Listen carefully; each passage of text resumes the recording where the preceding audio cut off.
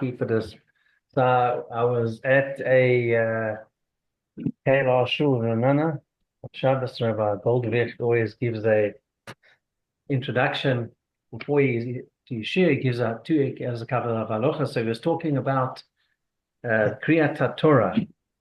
So and what he said was, if you haven't heard Kriyat Torah on Shabbos, you can't just decide to leave, and you should try to be there.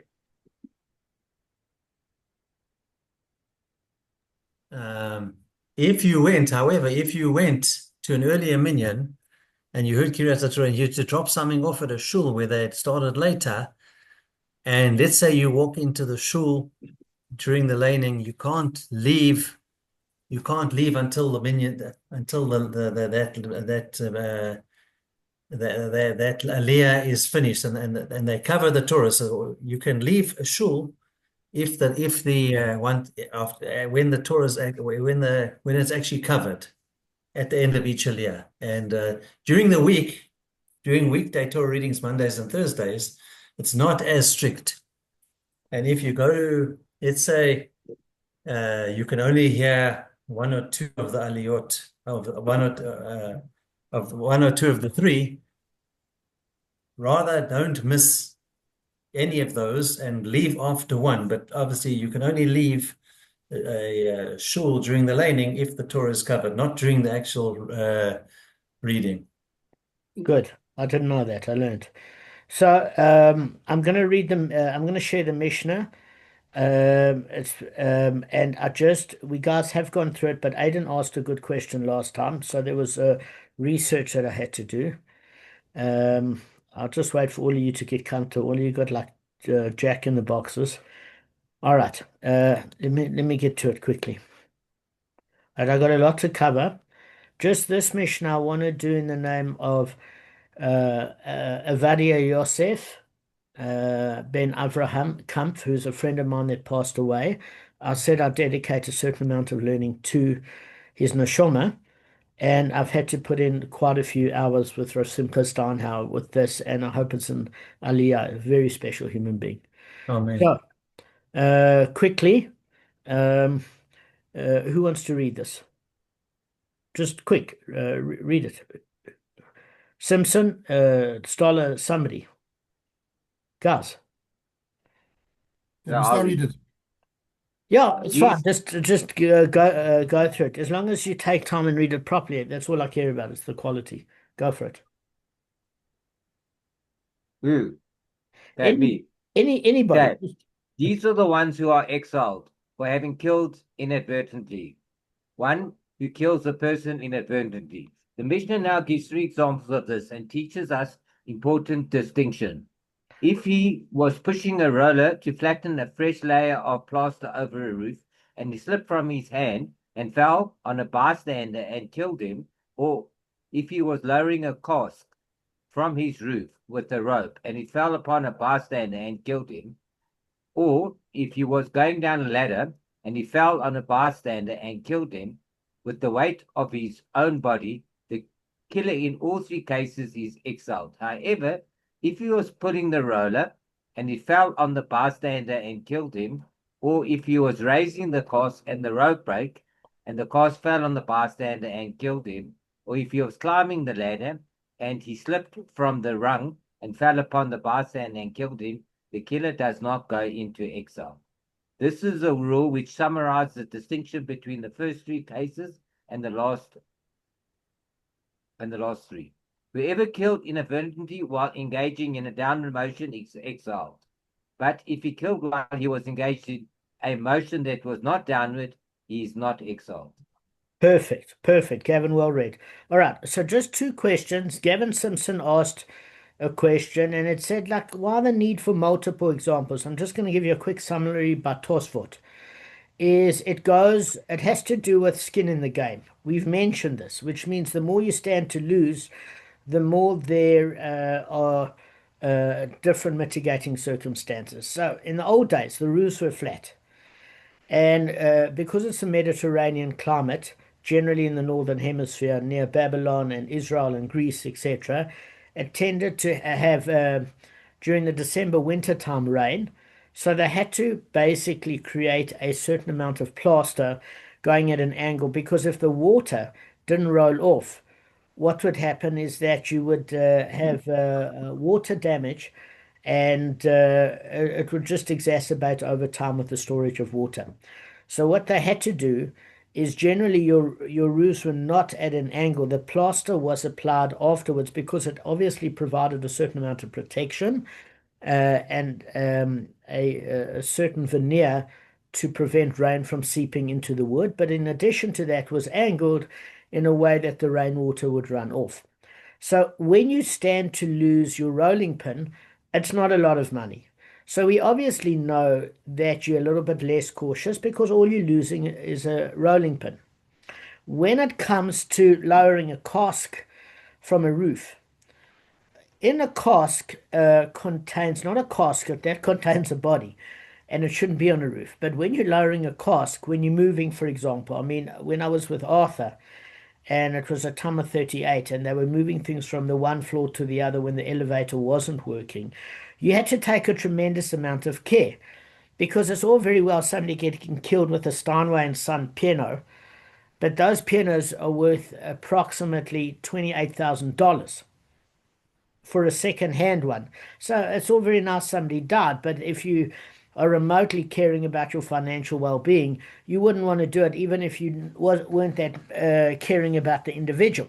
So we would think that perhaps when you're lowering a cask filled with items that had value with a rope and something went wrong, you're less liable because why would you want to self-damage and affect yourself economically?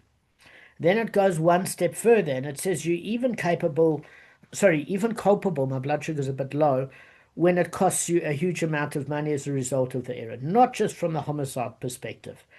Then the last example, as far as a ladder is concerned, is if you're dealing with somebody that's a billionaire, or maybe a very average income person, but what they're lowering is not worth a lot of money, then it wouldn't be enough of a deterrent to be careful, even if they didn't care about people. What they do care about is their bones not being broken. And therefore, if they slipped off a ladder and damaged themselves and landed on a bystander and killed him, believe me, the impact that their body would hit as upon impact of another body on the ground would take a person months to recover if they even survived it. So even if the monetary concern wasn't there, the self-preservation concern would be there. Hence the three examples. I hope none all of you were there when Gavin asked the question. Mr. Simpson, does that answer your question? Yep, it does. Thank you. All right.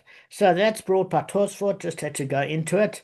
Now, with regard, Aidan brought up a good point. He said he doesn't really know quite why a downward motion would be necessarily worse than an upward motion in terms of culpability.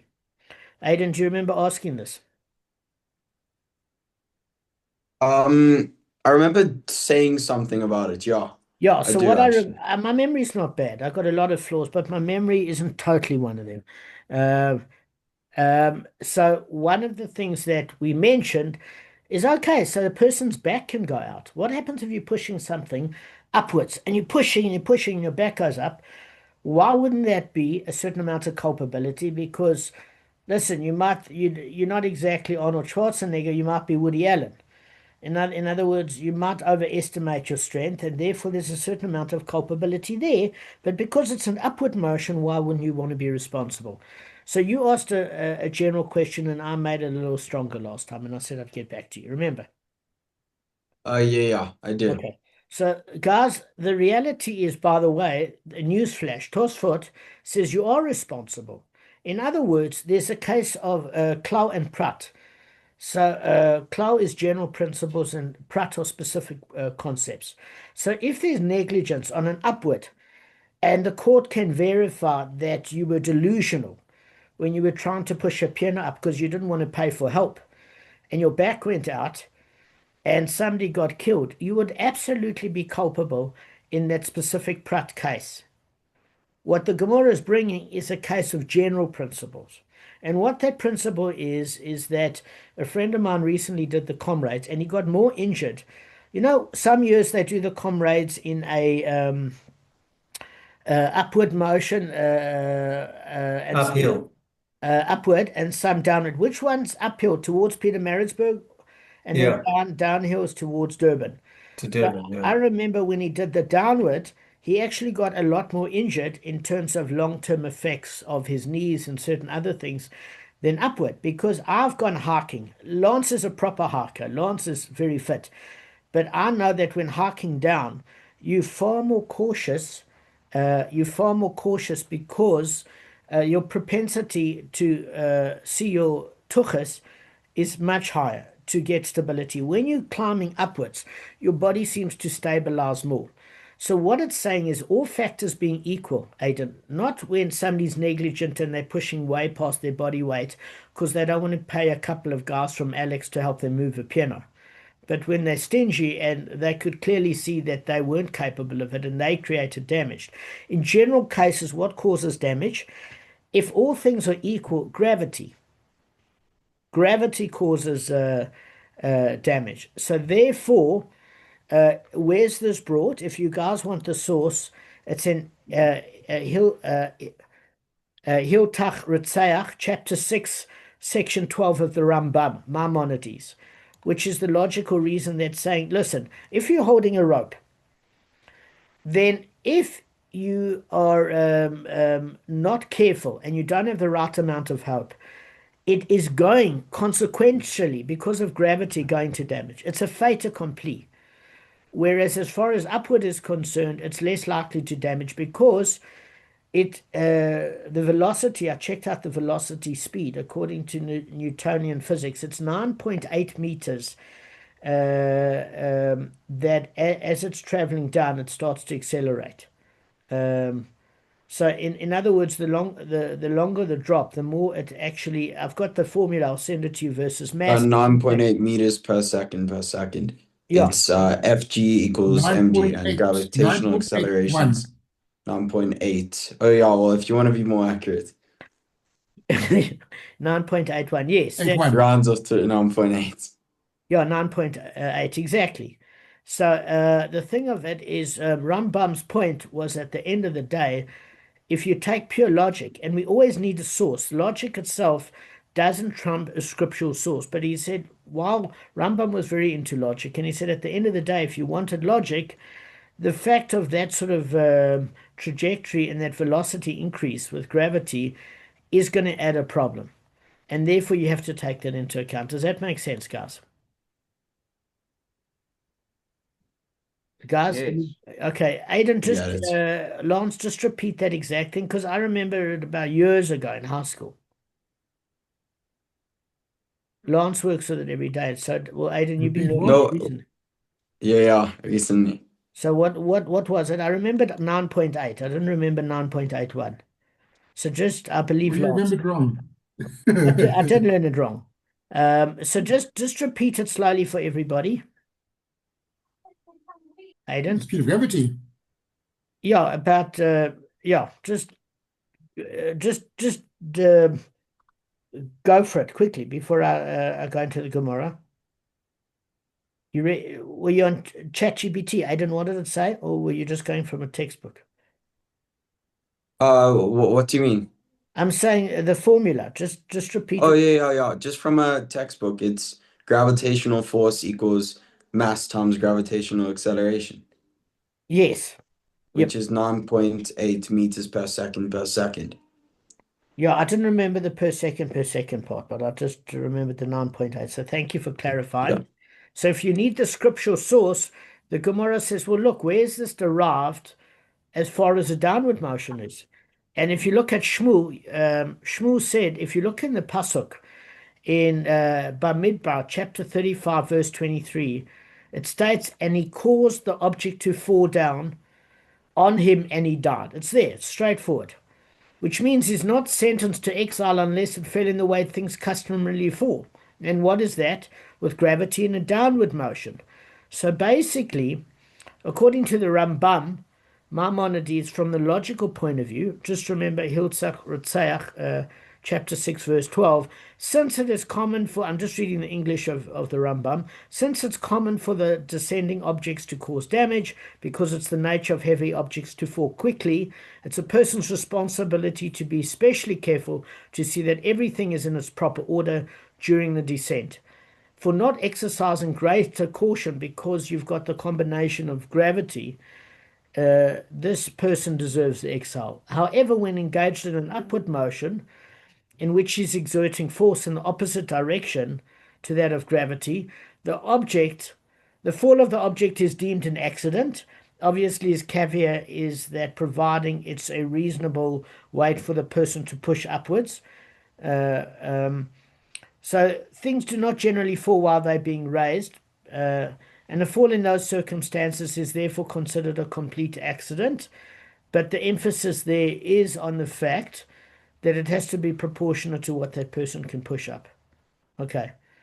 Yeah, Lance put something on the group. Lance, read it. The acceleration due to gravity, often noted as g, is approximately 9.806665 meter per second squared, Okay. which is Thank the you. same as per You're second per also second. rounding off, yeah, Yeah. but just to second decimal instead of fast. So, good.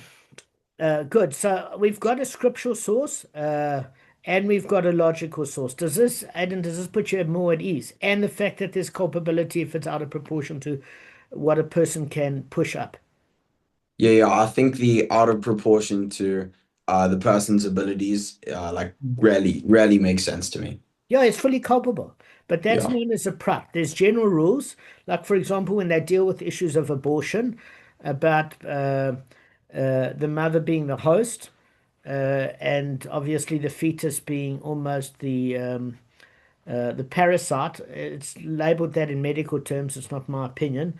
Is that they always bring cases of rape as an exception. And whilst the exception has to be taken into account, a lot of college students get themselves knocked up and have a good time without any consequence of the spiritual ramification of abortion and ending life past the term at which it's considered a clump of cells. So, that people generally always cite an exception, but we work on the general principle and then the specifics at which there is culpability. So our rabbis taught in a brisa that there's two different terms used by the Torah to describe accidental killing for which exile is decreed. Okay, the first is in exactly that same verse, but a little bit before in Bamidbar chapter 35, not verse 23, that talks about the downward motion, but in verse 15. And the Torah refers to it as a killing that happened bishgaga. So bishgaga means inadvertently. And then there's a second occurrence in the passage in Devarim chapter 19, verse 4, where I'm giving a share, Pat. Sorry. Okay. So the second source is in Devarim chapter 19, verse 4, and there's a term Bavli da'at, which means without awareness. So let me just give you an example of the fact of two different ways that somebody can transgress Shabbos, for example. It mentions this in the first thing when it talks about Oven told us of Shabbos. So basically, the two ways that one can break Shabbos is you're not aware that something is prohibited, in the sense that you in the middle of the night, you get up, you turn on the bathroom light, and you go and relieve yourself. So then you don't even know what day it is. You don't even know it's a Shabbos. So you can break Shabbos accidentally by not even being aware it's a Friday night. Okay. Another way to break Shabbos is you're not aware the halacha of what is prohibited. So we're going to go through similar concepts in terms of homicide, about the difference between states of unawareness and a state of inadvertently. So this inadvertently, bishgaga, says, well, what is it coming to teach us? And the rabbis taught in a brisa, it excludes one who kills deliberately. So in other words, if you kill inadvertently, meaning you do it, but you are aware, but there's a problem in terms of knowing it's problematic even. Um, it is that's exactly when the city of refuge is for you. But what does it exclude? One who kills deliberately. So what's the definition of deliberately? When you have full awareness that this particular avera is a crime legislated by the Sanhedrin, and you have a conscious disregard for the law. Okay? So what does that mean? It means the term without awareness excludes one who murders intentionally. Okay. So does anything strike you as strange by this? I mean, why? What would be the strange thing? Anybody? All right, let me phrase it a different way. If I say to you that a city of refuge is perfectly fitting for a person that kills inadvertently, but it excludes one that kills deliberately, did any of you ever think that killing deliberately would warrant the city of refuge? Would anybody think?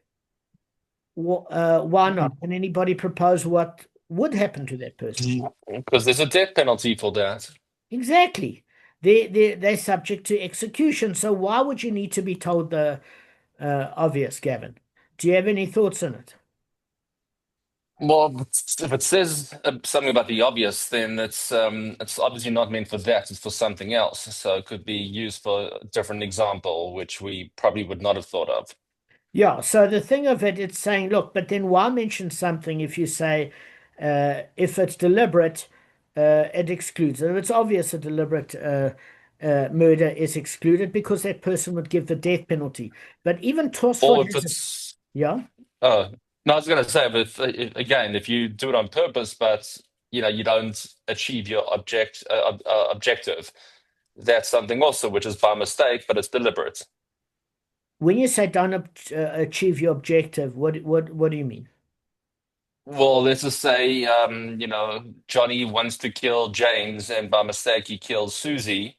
He did a deliberate act of murder, but didn't achieve the potential target.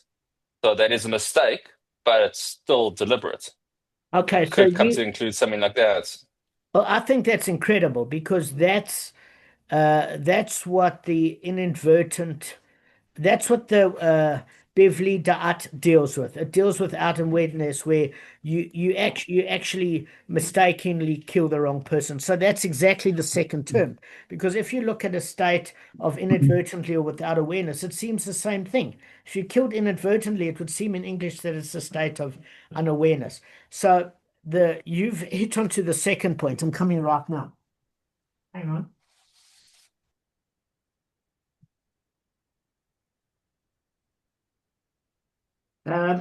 Second point that Gavin, that you seem to have hit on the mark is Tosfot is bringing that. Say the person was successful, okay?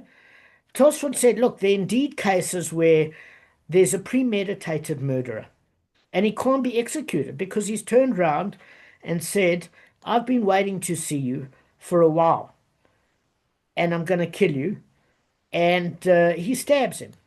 So, in other words, he's said they know it's a case of enmity. They know that the victim slept with the murderer's wife and took half his business assets.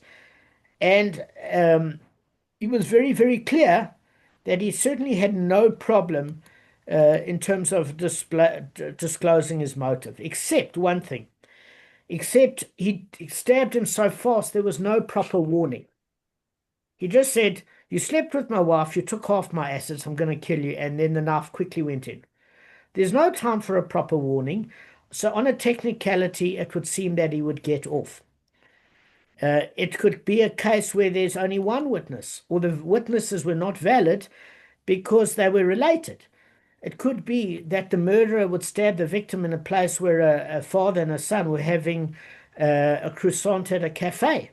And he knows that two relatives can't testify against him at a murder trial.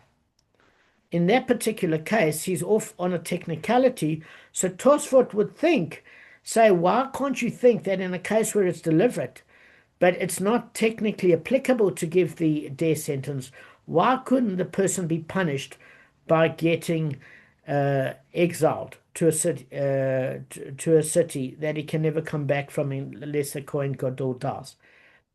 Is that a reasonable point Tosfot makes, guys? Guys, any questions? I'm just wanting like a bit of feedback.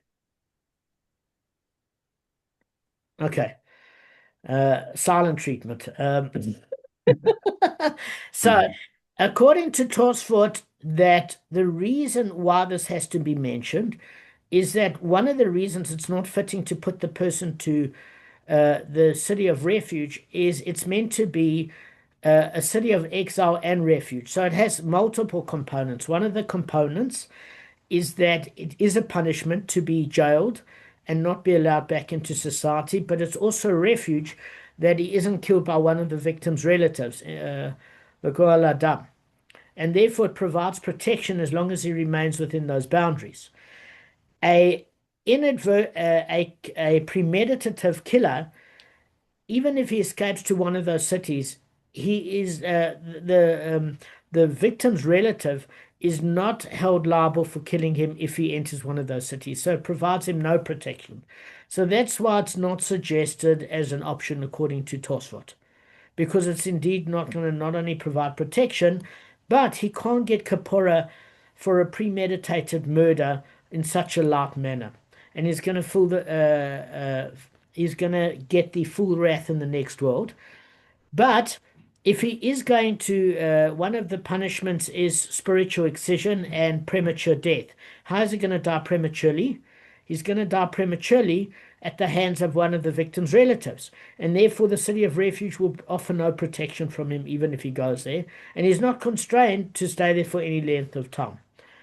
So that's why Tosfot brings out the non-obvious.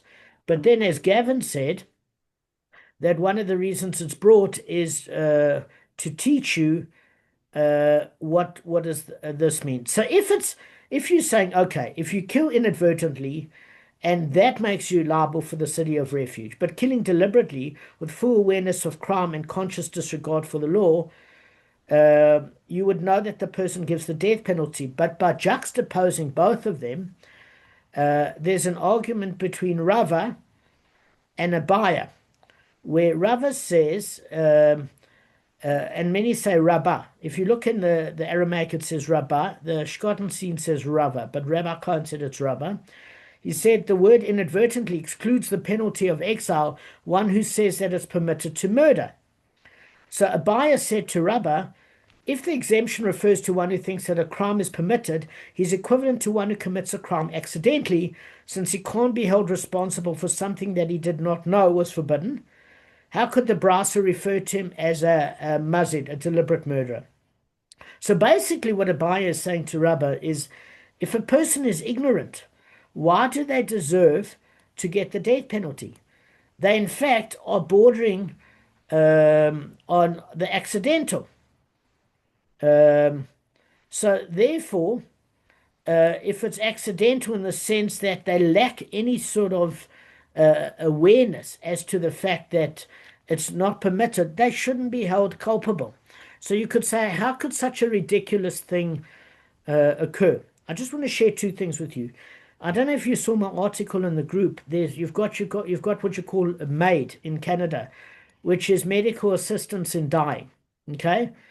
And the law was modified on March the 7th. It's going to be modified on March the 17th, 2027, because in terms of issues of depression and mental health. Because what it said up until now with the law is that if a person is suffering from a terminal illness, they can have their life ended by euthanasia early. So that seems reasonable if they're suffering. But then the law was so broad that people would basically say that depression is suffering. People that have fibromyalgia and constant pain feel that their life lacks quality, and therefore, why can't they end their life if it's doing no one harm? So the law, how far do you stretch the law? And if you can say, but it's absolutely obvious that you're not allowed to commit murder. There's a difference that the Gemara brings between legality and moral standpoint. They're two different issues, okay? Just very, very quickly. You could have, if you look at, take a case of Shmot, Exodus chapter 25, verse 2. It says Mos Rayos for breaking Shabbos. So somebody could think they are next Pinchas and say they're going to be an enthusiast and kill anybody that breaks Shabbos, because the Torah says, if you read it literally, a breaking of Shabbos deserves the death penalty. Obviously, it has to be determined if you look in the Oral Torah by the Sanhedrin, and there's a whole process. But somebody that's just reading it literally feels he's morally allowed to and legally allowed to kill. And therefore, there has to be a difference between moral standpoint and legal process. So you could say, how's it that somebody could kill? You know it's wrong to kill. Well, Canada doesn't know it's wrong to kill. And they're now backtracking the law when 2027 they have to review this case of mental illness or quality of life with regards to non-terminal illnesses like fibromyalgia, Gavin, or any sort of disorder You where said it somebody's... twice now. Are you hinting at me to go to No, no, Canada no, I or want you something? to stay. But what I'm saying is you would... Shouldn't have told me that there was an opportunity there. I didn't even know this No, no, no, existed. no. So what I'm saying is, I'm joking. somebody that suffers all the time, the definitions now have to be legally constrained, because you could say, well, what is quality of life? Does it always mean if somebody's terminal? What if they are racked with pain from morning to night? So therefore, what we're saying is what seems obvious is not obvious. And if you take a case of somebody that thinks it's okay to kill somebody that breaks Shabbos because he's a fanatic and he thinks he's got halacha on his side, according to this particular opinion, Abaya says to Rabbah, but he doesn't know any better. So why should we send him to the city of exile? It's without awareness. He's not aware of the law. Okay, he's not aware of the law. So I just want to share one thing quickly. And Abaya says to Rabbah. Sorry, Rabbah then says to Abaya, look, if you think that that person is bordering on ignorant, I'm telling you that that person is close to being deliberate. And therefore, the reason that they don't go to the city of refuge is that they don't deserve protection from the Goel Adam, because what they did is absolutely irresponsible. So, in other words, we say in Yom Kippur prayer that ignorance is no excuse for transgressing halacha. In other words, if you want to remain in an ignorant state, but you create averos all the time by your ignorance, that is not a way to get you off the hook. You're going to be held culpable. Obviously, if a person is suffers from retardation and they're not able to learn halachas, etc., they're like a child that is not having the mental capacity to make a decision. We've learned this in Bava Kama. But when somebody is capable, they're culpable. You get it? Just remember that. Now, I want to share something very quickly with you. It was interesting. I was speaking to Hugh Reichland's sister, and I was speaking to Simcha Steinhauer about different legal terms. So I don't know if you know this, that in South Africa, criminal law, you've got what you call two aspects. You've got actus reus, which is the unlawful act, and mens rea, which is criminal intent. And they form the foundation of determining criminal liability, especially in homicide cases. So what I want to do with you guys tomorrow, without going through it today, is go through a bit of Roman Dutch law, South African law, and explain to you a combination of motive, intent, and direction. But Gavin Simpson, you are on the right track, not with regards to ignorance as a case of almost unawareness, but the case of an inadvertent killing is what does that mean? Does that mean that you were unaware that the person was in the room with you when you did something negligent? Or was it a case where you meant just to knock the person's tooth out and they hit their head on concrete, but if you actually examined hitting somebody on impact, you could in no way guarantee that they wouldn't die as a result. So what's the level of culpability? So we're going to go through this with secular law tomorrow and different nuances. But I'm using it there within the context of South African law. I'm going to have to do that. Okay. Any questions? No, cool. I disconnected twice, unfortunately, so I lost you a couple of times. I thought the fibromyalgia comment had you leaving because I wanted you to off yourself. I want you to stay with us. No, Even if, but I was online to see what the tickets were to Canada, but they're so expensive. So you're lucky I'm going to be around for a while. well, if it's any consolation, the shear is more painful to you than your fibromyalgia. So it's a good amount for fibromyalgia. So, all right, guys, I hope the shear made sense in terms of what was involved. And I want to thank you all for your questions. I had to research it a bit. Yes, what it was very well done. What I heard made a lot of sense. I did miss it a little bit, unfortunately. All right, so we're going to go through some South African law cases tomorrow, just a bit of the concepts. Okay. Perfect. Yeah, I didn't really hear that part. Thanks. All right, and Aidan and Lance, thank you for your technical thing. It's been a long time since I've been in school, but I remembered the 9.8, but I didn't remember the 0.1 or any of those technical things. I remembered a little bit. Thanks, guys, for filling me in. Be well. I'm not even sure Great. if I went to Thank you school, so and you much. guys look at the detail you guys are looking.